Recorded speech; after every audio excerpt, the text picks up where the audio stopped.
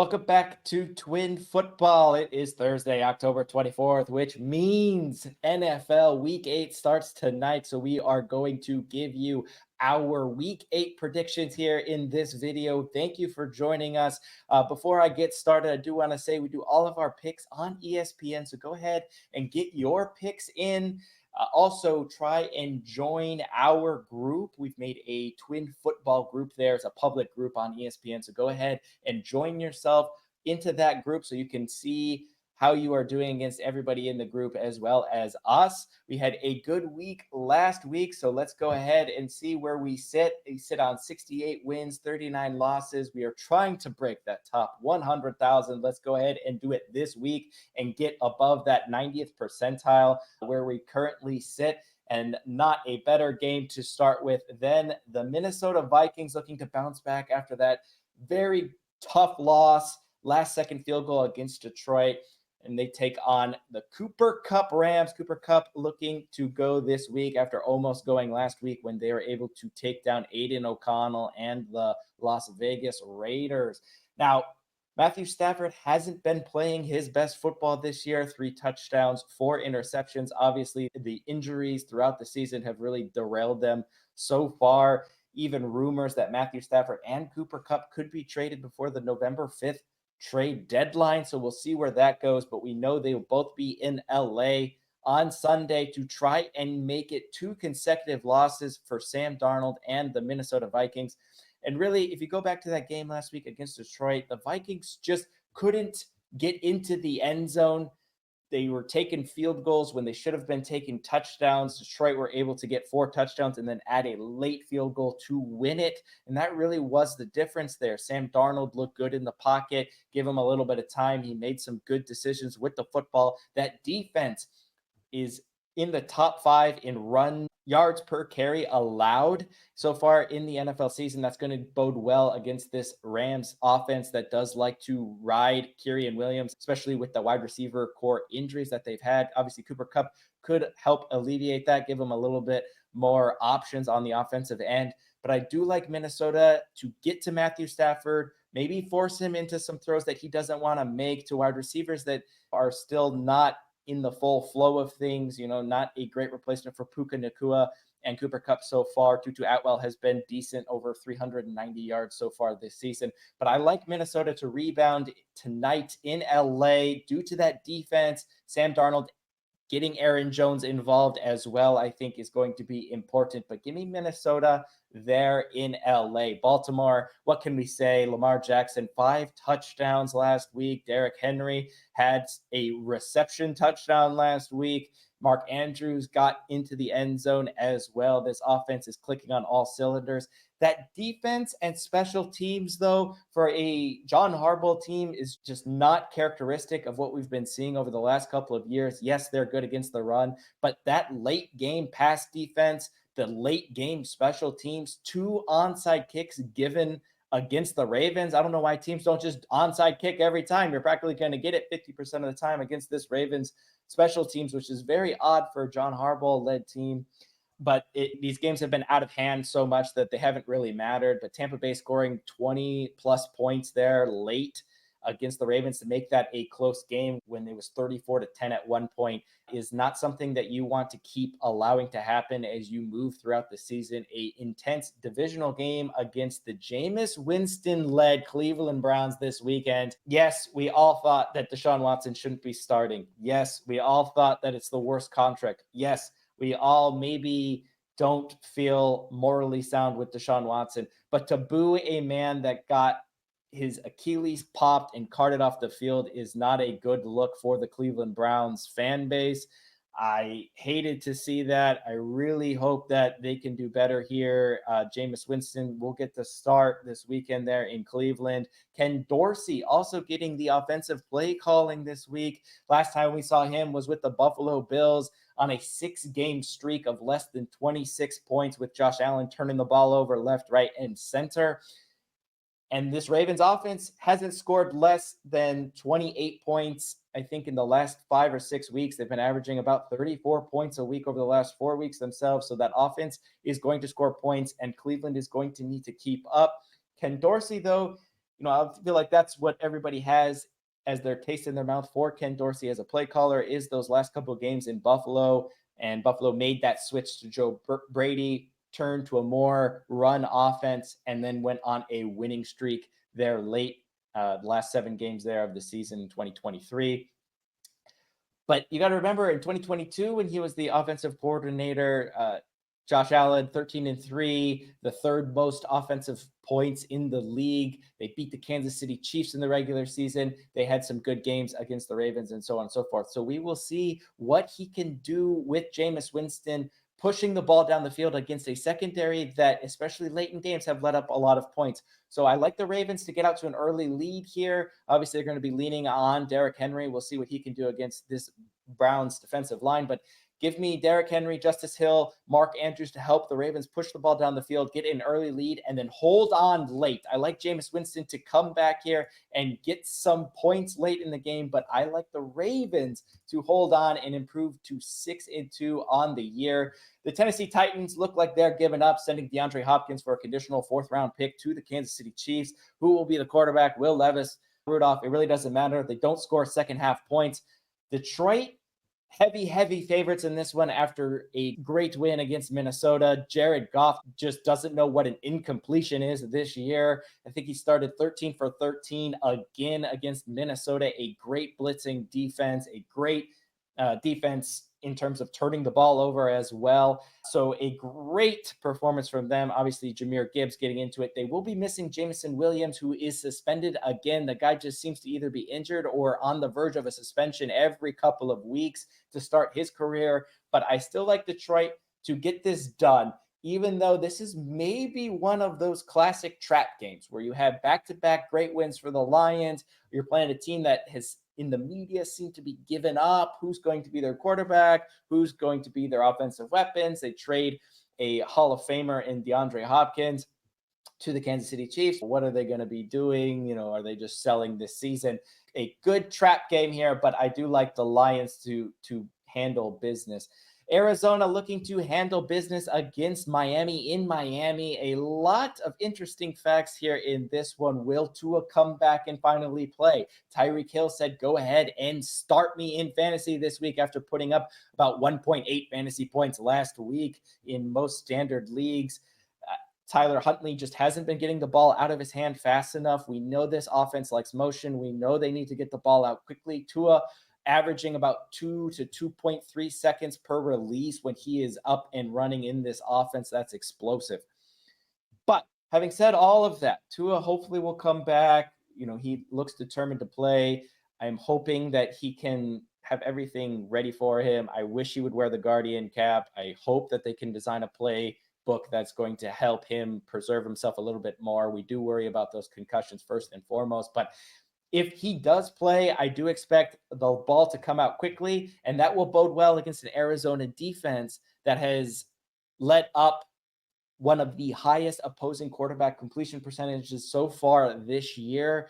We saw what they gave up against Jordan Love, the Green Bay offense, Jaden Daniels, that Washington Commanders offense, those pass-heavy offenses shredded this Arizona defense by just pushing the ball down the field. Complementary run game, always helpful, but this Arizona defense has been pretty good against the run. You can also look at their ability to stop the run against run-heavy offenses. Last week against the Chargers, kept them out of the end zone entirely. They got wins against San Francisco and Buffalo, 2 run-heavy offenses there.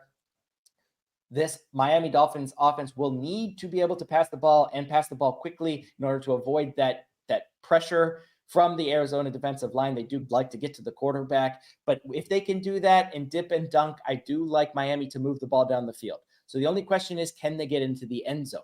We did see this Miami offense fully healthy in the first week and a half of the season, really first 2 full weeks before Tua got hurt, but that game was already over by the time that Tua got hurt in week 2 against Buffalo. And against Jacksonville, they arguably should have lost that game.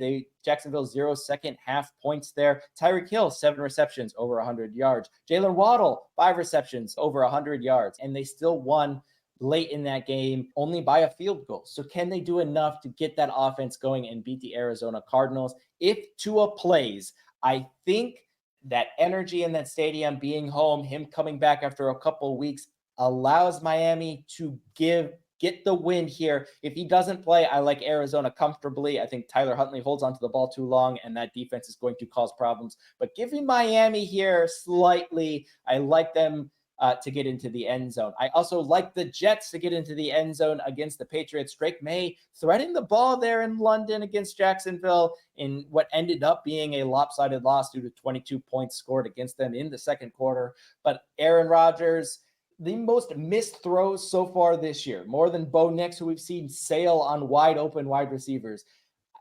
He needs to be better. He got Davante Adams last week. I think they will be better. I think they will be getting into the end zone. Breece Hall and this new play calling system has been fantastic. Some dump downs to him will go a long way against this Patriots defense, and they will just methodically move up and down the field in a good spot for them to bounce back and give them some life in the division. Give me the Jets. I am so happy that ESPN has finally replaced the Atlanta Falcons logo with Kirk Cousins cut out. That is who is on here now. They travel to an injured riddled Tampa Bay in a divisional matchup. Seems like Atlanta's playing divisional games every other week so far to start the season, and they will be excited for this one, sadly, because both of Tampa Bay's top receivers, Mike Evans and Chris Godwin, both left the game against Baltimore. They were still able to move the ball up and down the field using the tight ends against Baltimore, but we know Baltimore's MO late in games is to give up pass yards, but just keep everything in front of them because of the lead that they've developed. They just basically hold on. I've never seen a team look so comfortable up 10 points or so while the other team has the ball late in the fourth quarter after giving up an onside kick. Like, he just gave up an onside kick. They score here, get another onside kick, and this game is practically tied, and they take out Lamar Jackson, they take out Derrick Henry, and they look fine.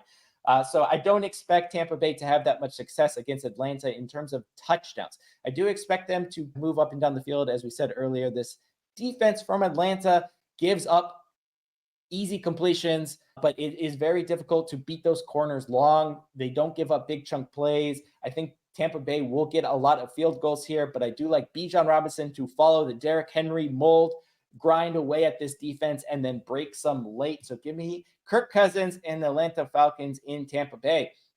Green Bay looking to beat down on Jacksonville, and I think they will do just that, even though this game is in Jacksonville. I don't give much chance to the Jacksonville Jaguars, as I will give the Colts maybe a little bit higher chance here. Anthony Richardson just doesn't seem like he can get that offense going. We'll see how Jonathan Taylor's health is in this one, but give me the Texans, who are rolling on the back of Joe Mixon.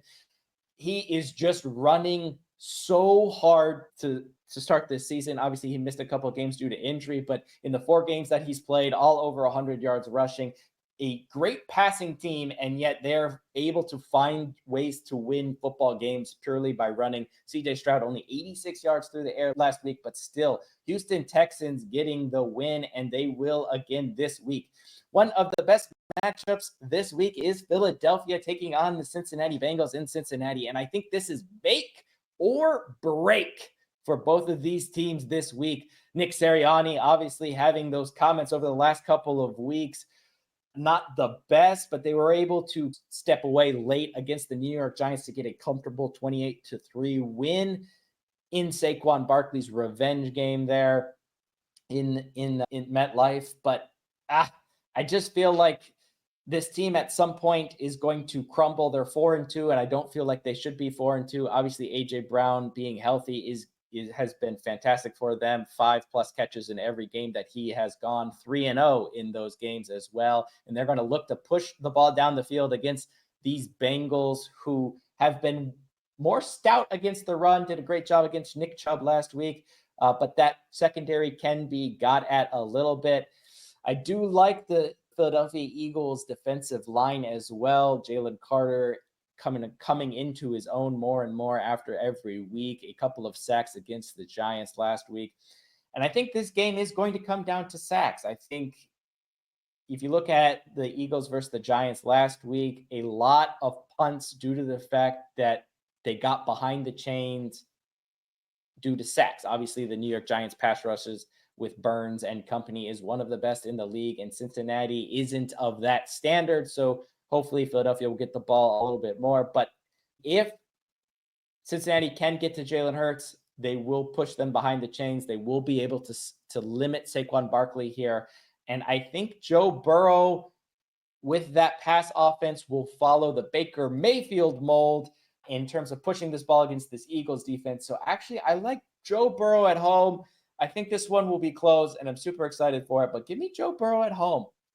The Saints, absolutely obliterated by injuries and have been obliterated by every opponent over the last couple of weeks. Spencer Rattler will get the start again here against the Chargers, as Derek Carr is still battling the injuries. This one is tough. Los Angeles also battling some injuries due to the fact that their wide receivers keep going down like flies. Will Dissly was their leading receiver last week, and they weren't able to get into the end zone again. But I do like against this Saints defense that has some injuries.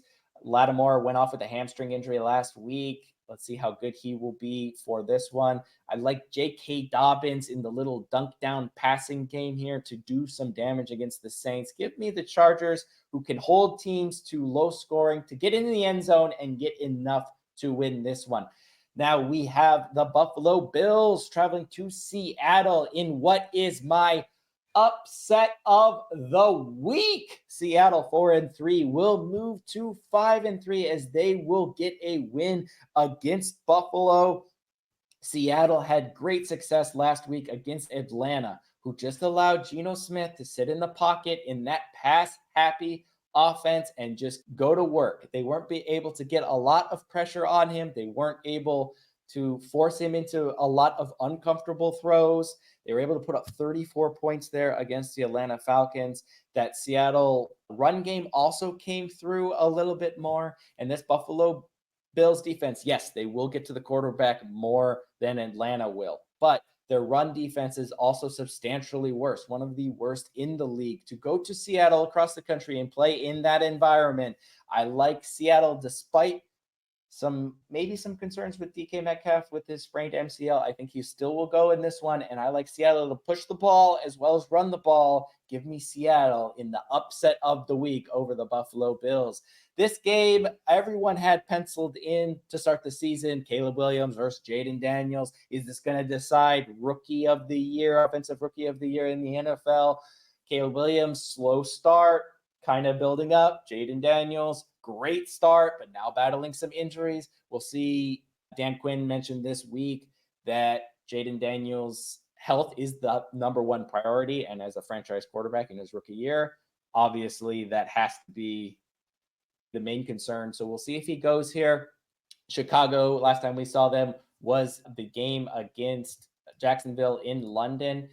We'll see how that bye week was. Caleb Williams' first bye week. Hopefully he can still keep that rhythm that he got throughout that game. And I like Chicago's defense here to get them into good spots. That run game has also picked up. Give me the Bears against who I think will be Marcus Mariota at quarterback for the Washington Commanders. He did have a good performance last week, but that was against Carolina. If Jaden Daniels starts, I do like Washington here. But with Marcus Mariota there, I think this is a game where he shows a little bit of inconsistency. That defense will get to him. Give me the Bears to get the win in Washington. Carolina will take on Denver. Looks like Andy Dalton won't go. That means you bring back Bryce Young for this week. I don't think it really matters. Denver defense didn't even have Patrick Surtain last week. They hopefully will get him back this week. They don't allow a lot of points. Bo Nix, good at scrambling. That game plan with Sean Payton is getting more and more tailored to him. He will miss open wide receivers. He definitely will. But you roll him out. You get him into motion. You get a little screen plays. It is going to be much better for him. And I think they will definitely have enough at home at altitude against Bryce Young.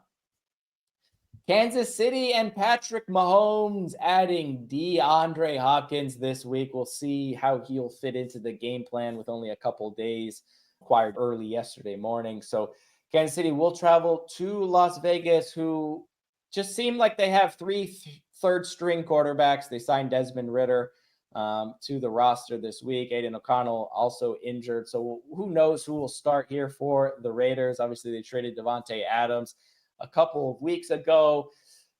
And Patrick Mahomes, looking for some revenge as the Raiders and Aiden O'Connell were the last team to beat Patrick Mahomes and the Chiefs. Yes, it has been that long since the Chiefs have lost, and it is a revenge game. Like they need any more motivation to win a football game. Luckily for them, Aiden O'Connell is hurt after throwing 4 picks last week.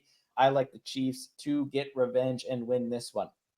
Now, we picked the Chiefs to beat the 49ers last week in San Francisco because the Chiefs just beat the 49ers. That's just what they do. They just know how to do it.